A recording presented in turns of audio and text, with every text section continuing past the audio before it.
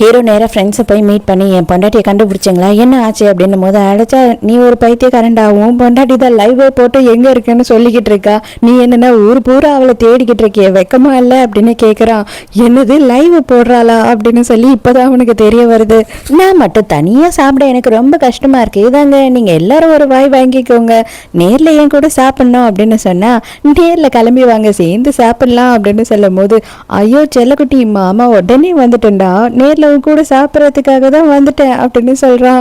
ஐயோ அக்கா, அந்த மோசக்காரன் சதிகாரன் வந்து என்ன பிடிச்சிட்டான், நான் மாட்டிக்கிட்டேன், தயவு செஞ்சு என்ன காப்பாத்துக்கா அப்படின்னு சொல்லி அக்காவுக்கு ஃபோன் பண்ணி கதறா. என்னது மோசக்காரன் சதிகாரன், ஆடி பாவி, என்னைக்காவது உன்கிட்ட நான் சத்தமாவது பேசியிருப்பேனா,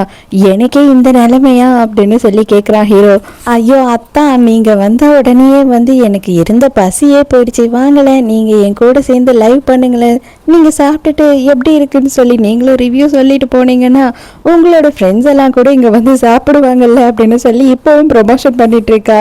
ஏம்மா இவ்வளோ நீ அளவுக்கு வேலையில் இவ்வளோ கரெக்டாக இருப்பேன்னு நான் கொஞ்சம் கூட எதிர்பார்க்கலம்மா, சரியான பிஸ்னஸ் மேக்னெட் ஆக்கிட்டா உங்கள் அக்கா உன்னை, எல்லாம் பண்ணாலே உங்கள் அக்கா உன்னை இந்த மாதிரி உன் வாழ்க்கையே கெடுத்துட்டாலே, புருஷன் கூட எப்படி சந்தோஷமா வாழணும் அப்படின்னு சொல்லியும் கொடுக்கல, அவளும் வாழ விடாம பிரிச்சு கூட்டிட்டு வந்துட்டாலே, நான் நீ இல்லாம எவ்வளவு கஷ்டப்படுறேன் தெரியுமா அப்படின்னு சொல்லி ஹீரோ பயங்கர ஃபீலிங்கா குடிச்சுக்கிட்டு இருக்கான். ஆமா, நம்ம கல்யாணத்துல என்ன லவ்வா இருந்துச்சு,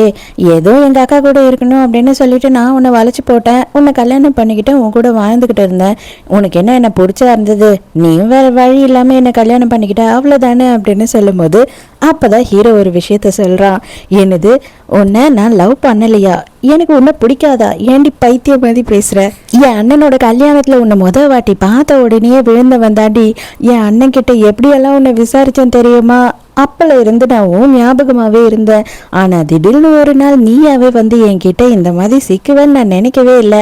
நீயா வந்து என்னை மலைச்சு போட்டுட்டேன்னு நினைச்சுக்கிட்டு இருக்கியா, அப்படியானா உடனே கூடயே நாய்க்குட்டி மாதிரி வந்து கல்யாணம் பண்ணிப்பாங்களா என்ன அப்படின்னு சொல்லி கேட்குறான். அது மட்டும் இல்லை, நான் ஒருத்தனுக்கு ஒருத்தி அப்படின்னு நினைச்சு வாழ்ந்தவன், நான் உன்னை மட்டும்தான் நினைப்பேன், நீ என்கிட்ட இருந்து எங்கேயும் போக முடியாது, இந்த உலகத்துல இல்லை இந்த ஜென்மத்துல எனக்கு நீ ஒருத்தி மட்டும் தாண்டி பொண்டாட்டி, நான் கண்டிப்பா உன்னை விடவே மாட்டேன், நீ என்ன பண்ணாலும் சரி, எங்க போனாலும் சரி, நீ யார் கூட இருந்தாலும் சரி, நான் அலேக்கா வந்து உன்னை தூக்கிட்டு வந்துடும் பாக்குறியா அப்படின்னு கேக்குறான். ஹீரோயினா அப்படியே லைட்டா மயங்கிடுறா, உண்மையாவே நம்மள லவ் பண்ணிடுறானோ அப்படின்னு யோசிக்கும் போது அக்கா காரி அந்த இடத்துக்கு வந்துடுறா. மரியாதை என் தங்கச்சி மேல இருந்து கையேடுறா, உனக்கு எவ்வளவு தைரியம் தான் என் தங்கச்சி வந்து விருப்பமே இல்லாம தொடுவ அப்படின்னு கத்துறா. இவ என் பொண்டாட்டி, இவ என் தங்கச்சி, நான் விட மாட்டேன், நானும் விட மாட்டேன் அப்படின்னு சொல்லிட்டு ரெண்டு பேரும் மாறி மாறி ஹீரோயின் கையை பிடிச்சிக்கிறாங்க.